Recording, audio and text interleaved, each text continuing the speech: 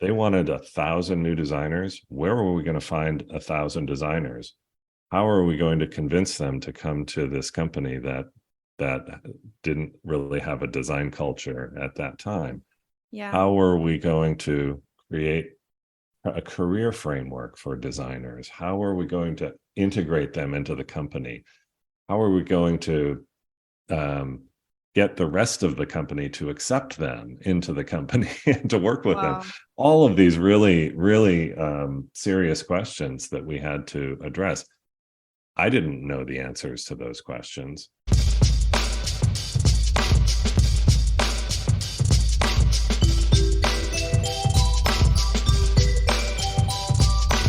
This is OctoTalks, people transforming digital experiences.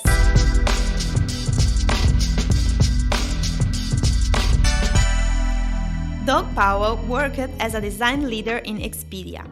He has more than 30 years of experience and has been recognized by AIGA Minnesota, Washington University, and more.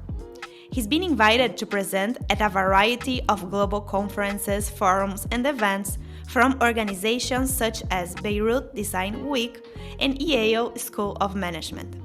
Today, we invited him here to talk about his passion, driving value for businesses and society through design. In this episode, Doug shared how he got into design and how he has adapted to the huge technological advances he's seen throughout his career. He went from designing with pen and paper to bringing AI into his work process. We also discussed some of the biggest challenges he's found in his jobs, such as scaling a design team at IBM and finding the way to make the project he works in relevant to thousands of people around the globe. So, Doug, to get started, we would love to know more about yourself in your own words. So, who is Doug and how do you define yourself? Well, I think first and foremost, I'm a designer. That is what my core skills are. That's what I'm passionate about. That's what I've always done as a professional.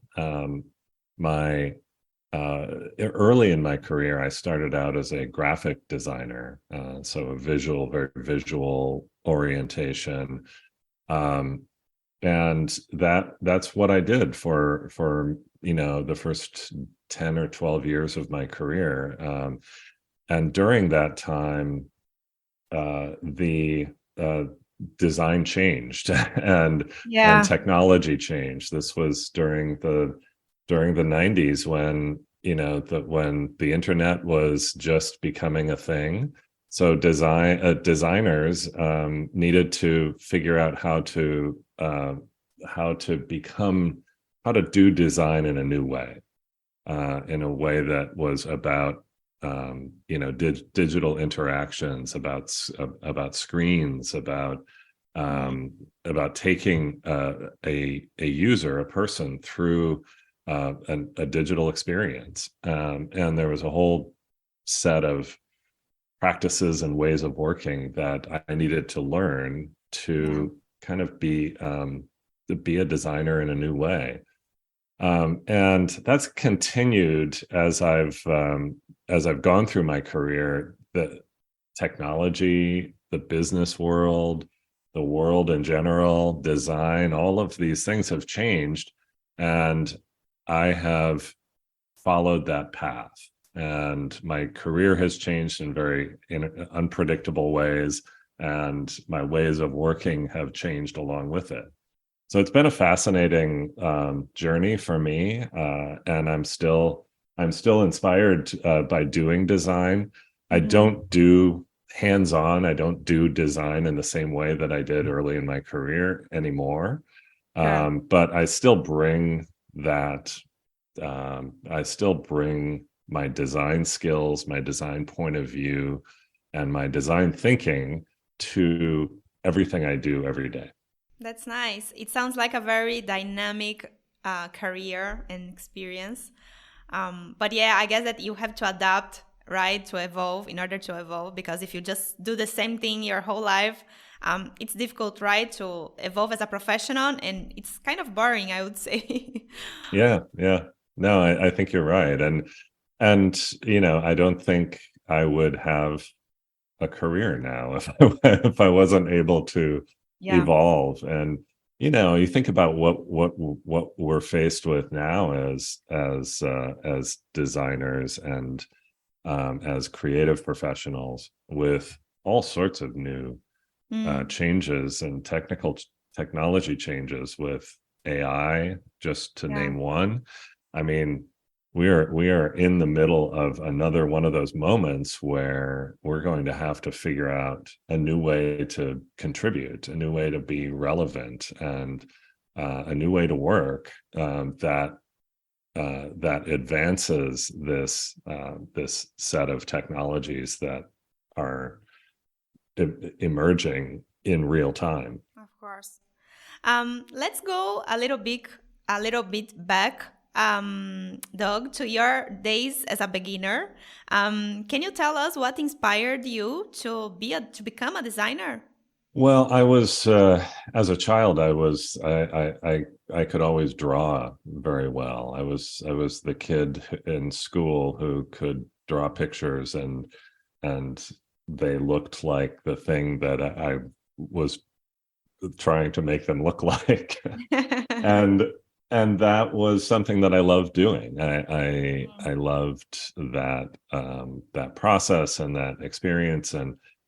And so for me, it was about how can I find a way to continue to make pictures and also to make a living.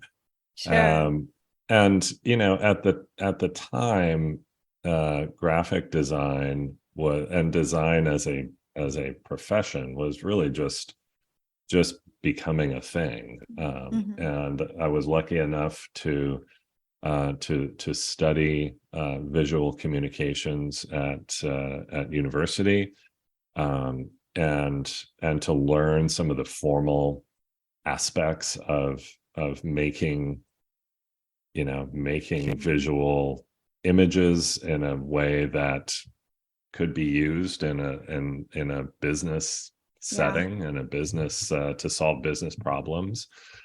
Um, and that's that that, as I said earlier, that's really the entry point for me, was graphic design and visual design early in my career. Sure.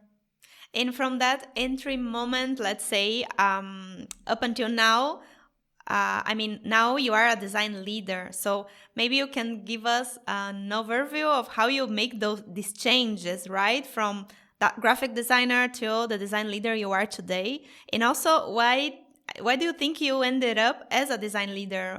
Why do you think your career evolved to this point? um it's hard to trace it back in a very logical way. I Yeah, didn't think at the beginning of my career, oh, in 30 years I'm going to be an executive design leader. How do I get there? sure, That wasn't even a thing. That wasn't even an idea. sure. There was no such thing as an executive design leader in the early years of my career, in the early 90s, 30 years ago. Mm-hmm. So I really feel like I followed the path of design, as design was emerging, as technology was emerging, as new practices were emerging. I followed those changes and learned how to kind of be relevant and to contribute and to be current in my skills, along that journey. Mm-hmm. um, there were a couple of things that I was always involved in teaching, early in my career, and that gave me some skills that I think have continued to be important to me. The ability to understand what I'm doing, and Mm-hmm. to to to deliver that or describe that to somebody else, is teaching, right? Sure. And so I learned some skills about how to be analytical about what I'm doing as a designer, so that I could explain it to somebody else. there's a leadership that's a skill that I still rely on, fairly frequently as I'm doing my work now as a leader. I was involved with, and you mentioned in the intro, with an organization in the US called AIGA. It's a professional association for designers. You probably have something similar in Uruguay, a way for designers to come together and have a community and share ideas and so on. And I ended up as the national president in the U.S. of that organization, and through the different roles that I played at AIGA, I learned how to be a leader in different ways. And interestingly, I had to be a leader in this organization where I had where people weren't working for me. It's a volunteer organization, so Yeah. anything that we did, I had to convince people to to come along and do it and participate. And so this idea of leading without authority Mm. was an important lesson or set of lessons that I learned in those years working with AIGA. Yeah. I then went to work at IBM at a very pivotal point in the history of that company. It was about 10 years ago in 2013, when they were just launching a new design program, a new global design program. They had these big ideas that they were going to add 1,000 designers to the company. Wow. Unthinkable, like unprecedented scale. And that forced me into a whole series of roles, where I had to figure out what to do. They wanted 1,000 new designers. Where were we going to find 1,000 designers? How are we going to convince them to come to this company that didn't really have a design culture at that time? Yeah. How are we going to create a career framework for designers? How are we going to integrate them into the company? How are we going to get the rest of the company to accept them into the company and to work with them? Wow. All of these really, really serious questions that we had to address. I didn't know the answers to those questions. Not my small team that I was a part of didn't know the answers. We had to figure it out Mm. every day that I was working there. And so that was, that was the challenge. And each of those answers, or each of those challenging questions, I'm figuring out some leadership skills along the way. I didn't know it at the time, but I'm figuring that out as I go. Wow, fantastic. And it sounds like you never stop learning them, right? So with every new experience, it's a new opportunity to improve those skills. Doug, you just mentioned IBM, and I know that you also worked in Expedia. I would like to know a little bit more of how is it like to let me say it again. What is it like to work leading design processes in bigger companies? Like, is it different from smaller ones, or and how is it different? Well, I'll say it's both different and the same. Okay. It's different because we need to be thinking always about scale when we're Mm-hmm. working in a big company. And this was a lesson that I learned at IBM very early on, because we were building one of the roles that I played there. We were building a design thinking practice and program. This was a practice for designers, but also non-designers, to Mm-hmm. use the design methodology and the designer's way of solving problems. And we had a whole bunch of activities and programming and workshops and trainings that we would do mostly in person.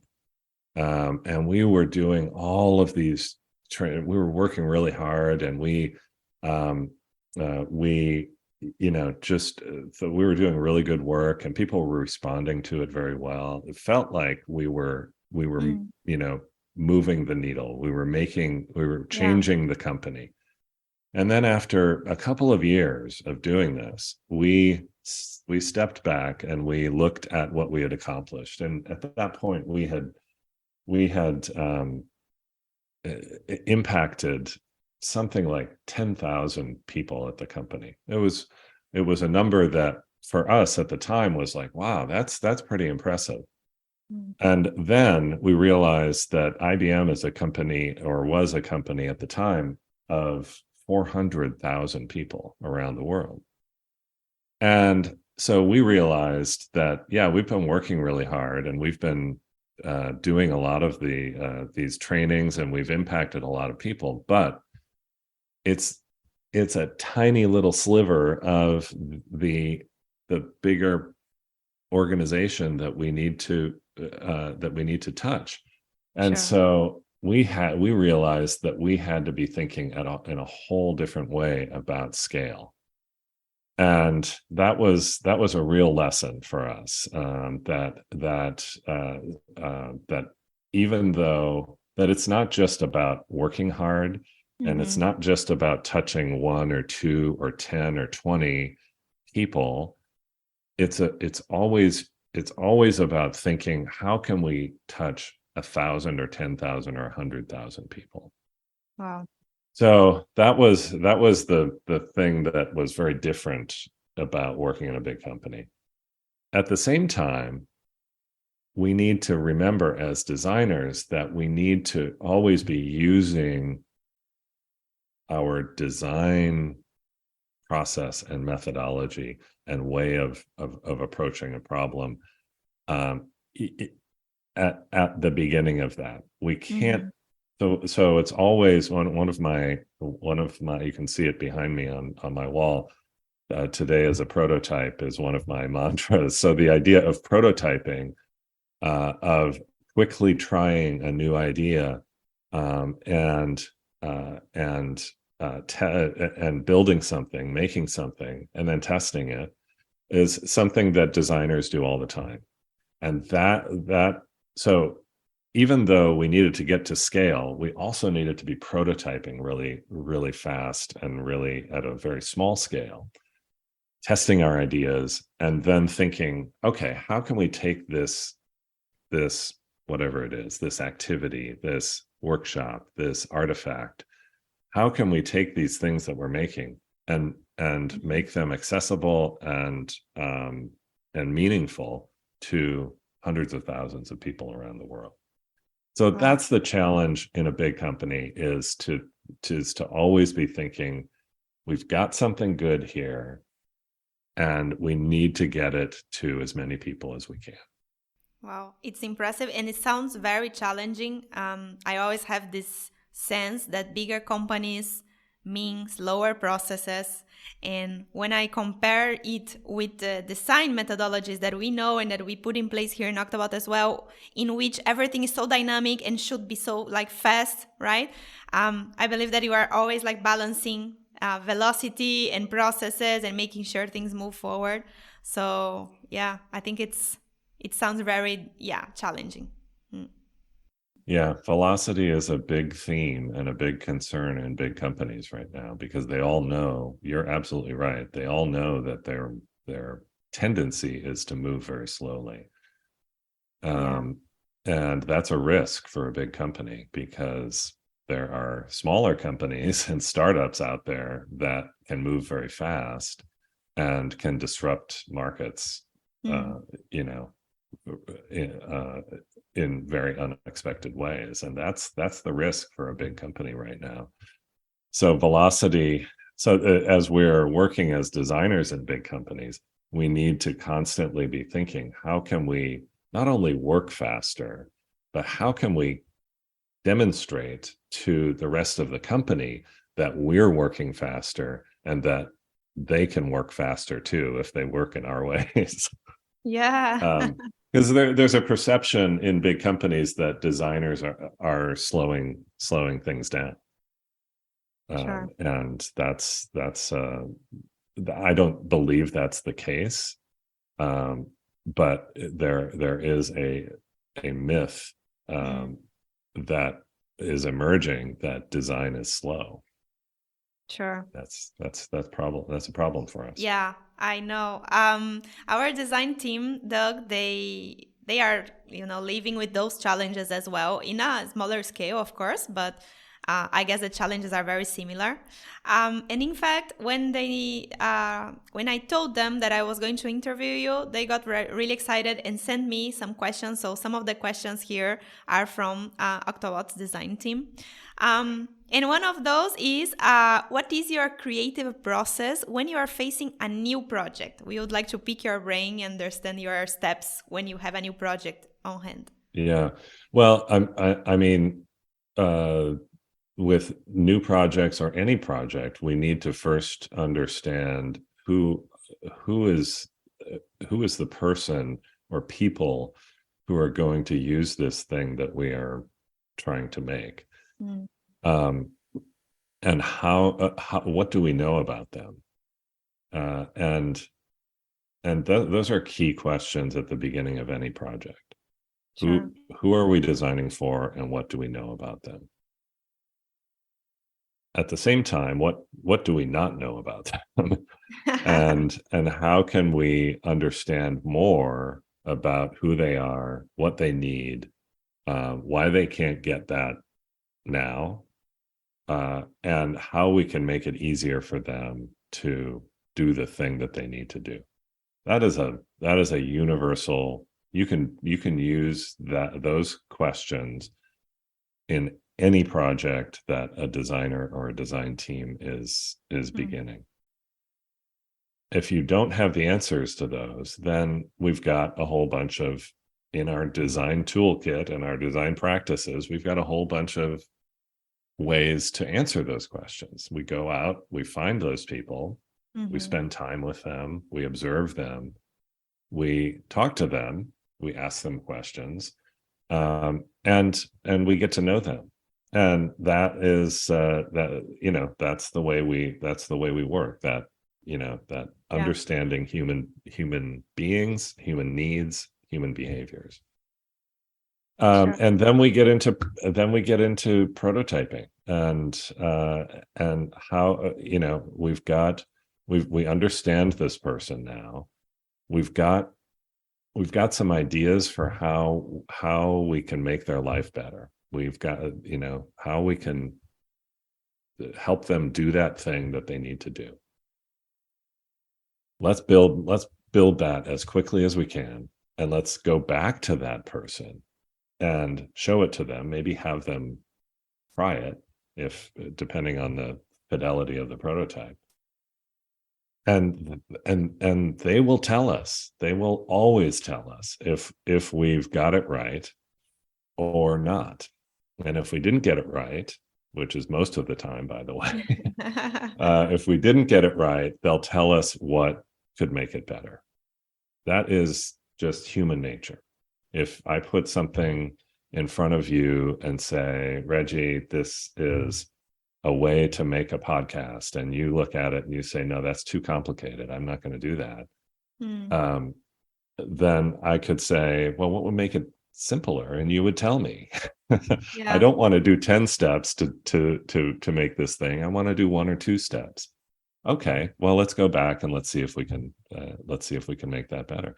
That is design right there, right? Sure. That process of making a prototype, getting feedback, testing it with a user, going back and making those iterations and making it better, trying it again. We can do Totally. that. That can happen. That can happen many times in a day if we're moving fast. If we're building, you Yeah. know, short, light prototypes. It doesn't need to take long. Mm. You're telling me the process, Doug, and I was thinking our design leader, Ines. she's going to be so happy with your answer, because she's always talking to us about the importance of empathizing with the user and putting ourselves in their shoes. So I wanted to know, what do you think about, these kind of abilities, soft skills, right? I mean, what other skills besides the technical ones do you think designers should have in order to be able to empathize, to be able to understand the user and really think about solutions for those people, right? Well, it's true. I think it's easy to think that a designer's uh, most important skills are in craft, and they are very in the making a very refined Mm, end product. And that sure. is very important for a designer. We always need to be attentive to craft. But to your point, we also, it doesn't matter if we make something beautiful if nobody cares about it and nobody's going to use it. It's Mm, meaningless. yeah, And I think that's a trap that many designers fall into, because we get sort of addicted to craft and to, you know yeah, to a really beautiful outcome. So the way to avoid that trap is to make sure that we are very in touch with that person. And that's a I find that most designers have a natural ability to be curious about human behaviors, and they have a natural empathy. um, they have the ability to see see a person um, and understand their needs or discover their needs.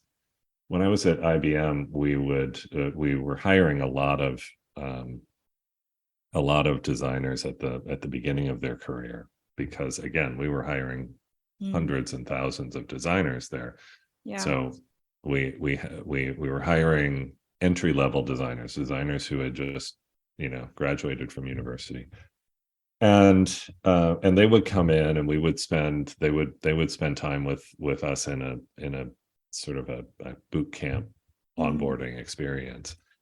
And we would give them projects to work on, and it was oftentimes very challenging for these designers, because the projects that we would give them were very technical, very complex. The projects that IBM is working on are not they're not designing an app for a music festival. sure. They're not designing an app for the for public transportation, where you know exactly who that person is who's going to use it, and you can go find them easily Mm, and understand them. The A typical IBM project is um, might be for a government, or it might be for a healthcare system, where or a shipping company, you sure. know things that most of us just don't even think about. We have Mhm, no idea who these people are who are doing these jobs. And so it would be very intimidating for these designers as they started out, and we give them a project about a shipping company, and they were like, I have no idea how do we even begin, yeah. what do we even do. And the answer was always, go find that person, and get to know them. And it always worked, Mm, that when they found the person working in the shipping company, whose job it was to coordinate all of these different um, routes and containers and shipments and schedules and drivers and all of these different things, that as soon as they found that person and they got to know them, they were like it was like, wow, this is so interesting, and I'm so fascinated by this person whose job it is to do all these things every day. And it was like instantly the project got more interesting. They became passionate about it, and they did great work. They did Sure. great work as a result of those things.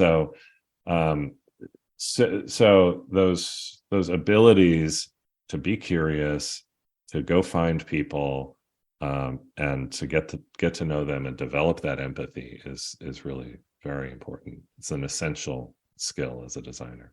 Totally. Doug, the whole point of this podcast is to share stories of people who are, working through technology, design, product development, etc. And through their work, they are making people's lives better, right? So you kind of answered this question already, I guess, but I would like to give you another opportunity to share more, like because your stories are fascinating, and I guess it would be nice to hear another one if you have one. If you could like give us an example of how your work really transformed the experiences or the lives of other people. Maybe you have like a very concrete story or something that comes to mind when something you designed or something you led, let's say, transformed others' lives. Um, well, I prior to working at IBM, I and Expedia, or earlier in my career, I worked a lot in healthcare, and I was Mhm. involved in a business that was really focused on the experience of, in particular, the experience of how families go through a diagnosis of a health condition with one of their children. Wow. So I my this came from a personal story for me and my family. My daughter Maya, when she was 7 years old, was diagnosed with type 1 diabetes. Wow. Very scary Mm. experience, and very it changes everything for not only the child but the Sure. family in an instant. Everything changes, and you have to do everything differently. I imagine. There's all sorts of needles and blood tests, and um, thinking about food Mm. and measuring food, and it's all very scary, and it's all very sudden, and it's all it requires the family, the parents, but also the grandparents, and then the babysitters and the teachers and Sure. the soccer coaches and The all whole of the people, community. the whole community, to be involved in this. And so this became a real design challenge. How could we respond to this Mm. in a way that could make it easier for all of these people to make life easier and Yeah. better. Yeah. And so I was in business at the time with my ex-wife, who was a designer, and the mother of my daughter, Mhm. and we worked together to create a set of tools for families going through this experience. Wow. There were cards and magnets that you could put on your refrigerator, and sticky notes that you could use to calculate different formulas for the medication and so on. And this became a business and a product line, and became something that we were able to share and deliver to other families who were going through the same thing. Wow. Um, and so that's an example of taking a real life problem. It happened to be a Yeah. problem that was very close to me at the time, Sure. um, a real life problem and seeing an opportunity to create something that would help people, that would first of all help us, Yeah. but then that could potentially help other people. Wow, super inspiring. Thank you so much for sharing that, Doug. Yeah, I loved it. Um, at the beginning of our talk, you talked a little bit about the importance of being able to adapt, right, and evolve as technology evolves. And I guess that right now we all know that we are having this big tech revolution with AI and everything that is coming, such as ChatGPT and all those tools. Um, how do you think that designers are going to be affected by that, though? Do you have like an opinion on that? And do you think that there's something we designers should be doing in order to get ready, right, for this revolution? Yeah, I think there will be a huge role for designers to play. In fact, I think this is our moment in many ways, our moment in this generation at least. I think back to a couple of points in my earlier in my career. I happened to when I was in university, there were no. It was before the Mac, and so I learned how to do design without a computer.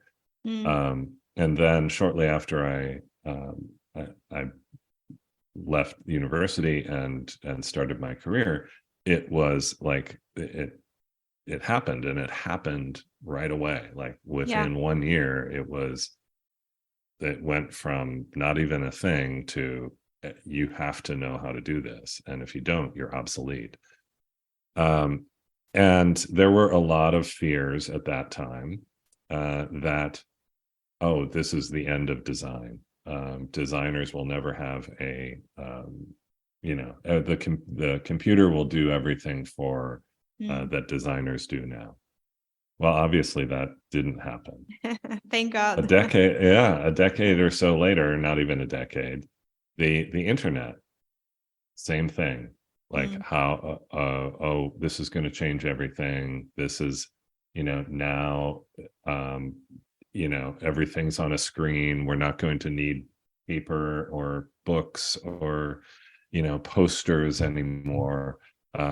So that's it. Design is done. And again, we adapted, and yeah. we learned how to make this thing on the screen, how to make it better, because we're designers. So I think we're at another one of those moments where, there's a lot of fear and a lot of concern that this is it, we're done. Mm, sure. We can't, AI is going to do everything that designers do. I personally, I think, I don't think people, I think people, the users, will get very good at seeing Mm, when they're using an AI generated thing or a human generated thing. yeah. And so we will find ways as designers to use AI as a starting point, but then Mm, to enhance it and build on it and shape it, and create things with it, that we couldn't have done otherwise, or that we can do now very fast. We talked earlier about velocity being a big concern for businesses. This will help us move faster sure. and do more, deliver more. So I think there are some real,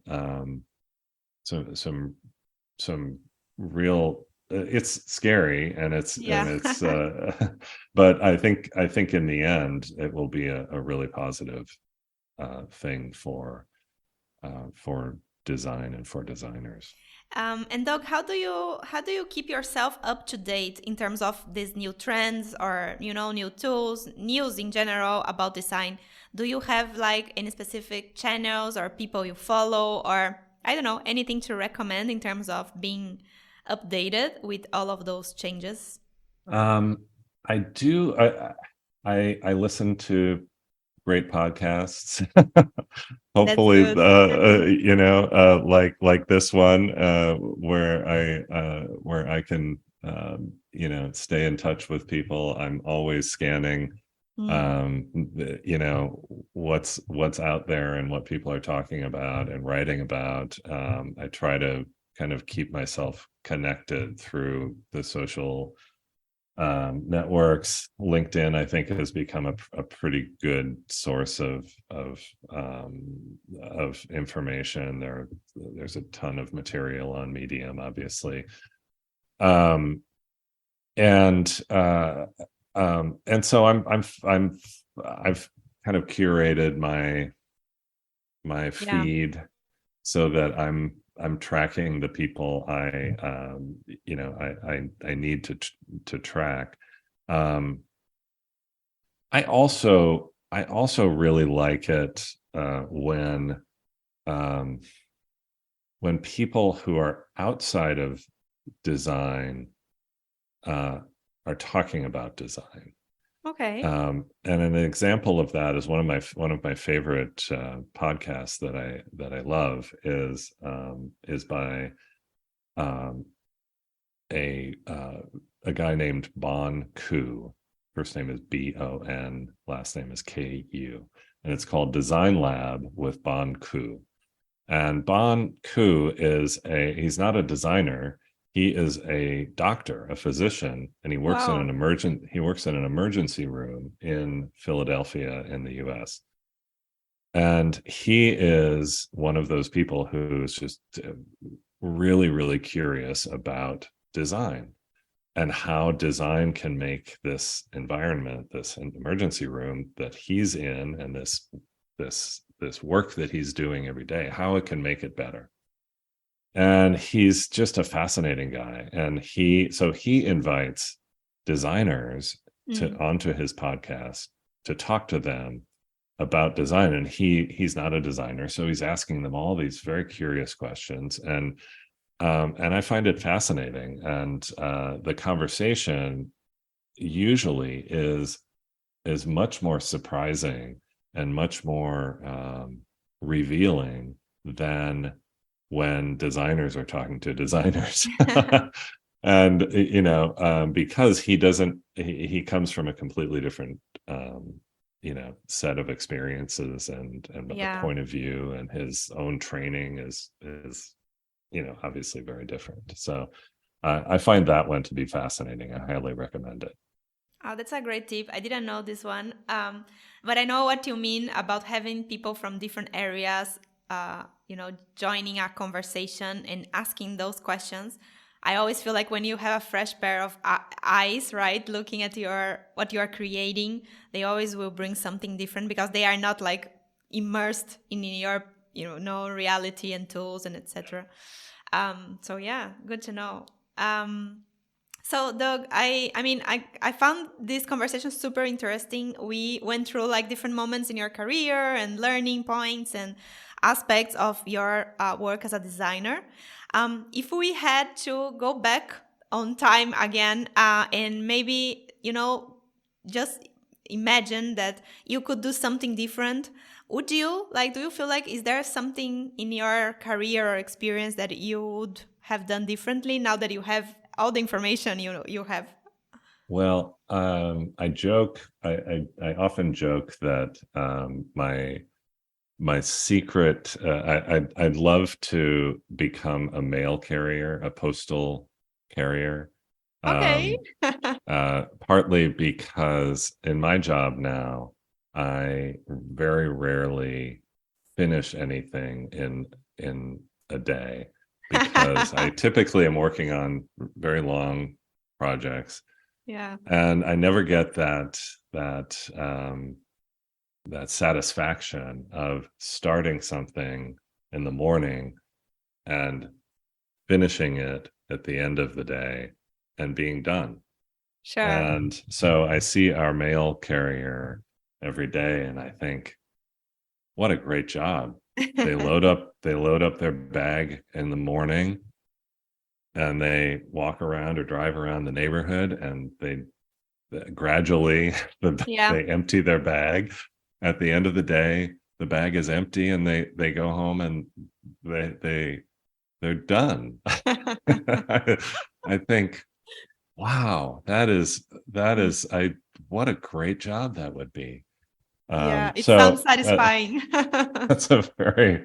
that's my now it's not a secret, but that was my secret fantasy job. That's funny. Yeah, I loved it. I know the feeling, working on something for days and days and Yeah. um Well, and even you start the long project, but then you start 10 other long projects along the way, so yeah, that even right. when the first project is done, you've got 9 other projects that are still Sure. going. So you can't even appreciate the one that's done.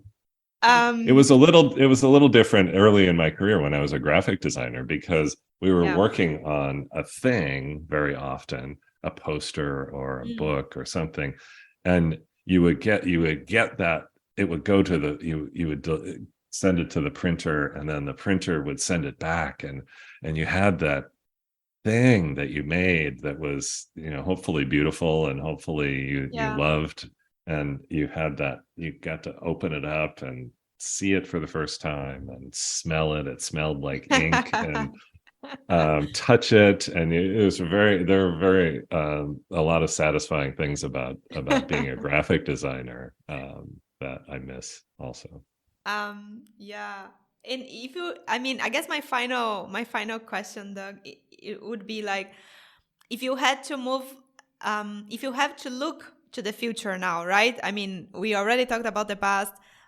What's going on with you? What are your next plans or goals? Do you have like something you'll be working on right now that you want to share, just so we know where we can find you in the future?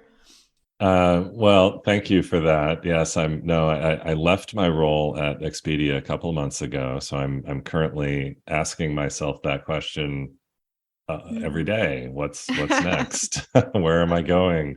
What will I do? And I don't know. I don't know. I have thankfully have some time to Yeah. figure that out, and that's kind of my job right now, is to answer that question. I will Wow. say, and it's appropriate that we're on a podcast here, because I am working on a podcast project. So Wow. follow me on LinkedIn, and I'll have more to say about that, in the weeks ahead. So stay Fantastic. tuned on that one. I'm having fun envisioning what that might be, but yeah, I I don't know exactly what's next for me. It might be something, like what I've Mm. been doing in big companies as an executive design leader. I certainly love that work. Um, as I said earlier, I love teaching, and I love being an educator, and so that's another thing that I might choose to do something in that space as well. Thankfully, the world of design, it continues to unfold and Yeah. expand, and so, I as we've talked about, I'm curious about that. I'm interested in the new spaces that designers are working, and how I can learn about that, and how I can contribute to that. Yay, So sounds that fun. didn't answer your question, but No, it did. I think it's really nice and wise to have like to take some time, right, to decide on next steps. And I can say firsthand that working on podcasts is very fun. It's a lot of work, but it's very fun. So we will be looking forward to seeing your new podcast. So I'm going to share your LinkedIn link, your profile link here in our podcast episode as well in the description. So you guys can also follow Doug and find out what he's been going to be doing. yeah, that's Fantastic. breaking news for you today, Reggie. I didn't Totally. expect to announce that, but now I better follow through on it. If I I think so. don't. I think, yeah, you must. And yeah, it really surprised me. Thanks for sharing it. Yeah. Hopefully we'll be able to help you. So if you need anything, like any tips or anything on the podcast production matter, we are happy to to Thank collaborate. you. I appreciate that. Well, thank you, Doug, so much for meeting us and being here. We had a wonderful time. It was really cool getting to know more about you. So yeah, thank you so much for joining us. Thank you, Reggie. It was a really fun conversation. Well, and we also want to thank everyone that is listening to this episode. I hope you also had a great time. So stay tuned to next episodes. We'll be announcing pretty soon the next one in our social media. You can find us in LinkedIn, Instagram, Twitter, everywhere as Octobot or Octobot Dev. And yeah, we'll be meeting again very soon. Thank you. Thanks for listening. Stay tuned to the next episode.